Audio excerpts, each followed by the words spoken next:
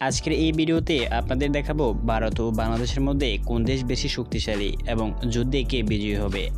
আপনি যদি আমাদের চ্যানেল নতুন হয়ে থাকেন তাহলে চ্যানেলটি সাবস্ক্রাইব করে পাশে থাকবেন। শুরুতেই আমরা জানব দেশ দুটির আয়তন, জনসংখ্যা এবং রাজধানী সম্পর্কে।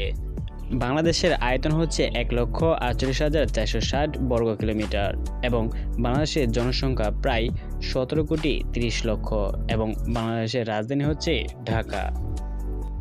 অপরদিকে ভারতের আয়তন হচ্ছে মোট 32,87,263 বর্গ কিলোমিটার এবং ভারতের জনসংখ্যা হচ্ছে মোট প্রায় 145 কোটি এবং ভারতের রাজধানী হচ্ছে নিউ দিল্লি। আসুন এখন জেনে নেই দেশ দুটির মিলিটারি পাওয়ার সম্পর্কে।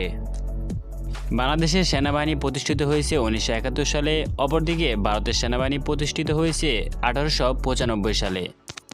গ্লোবাল ফায়ার পাওয়ার অনুযায়ী 2024 সালের তথ্য অনুযায়ী বাংলাদেশ হচ্ছে বর্তমান পৃথিবীর 37তম শক্তিশালী দেশ।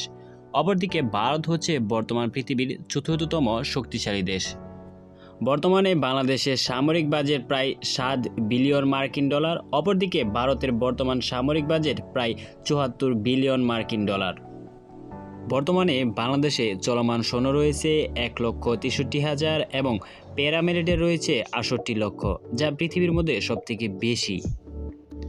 অপরদিকে ভারতের অ্যাক্টিভ সৈন্য রয়েছে 14,55,000 এবং রিজার্ভ সৈন্য রয়েছে 11,55,000 এবং প্যারামিলিটারি রয়েছে প্রায় 25,27,000।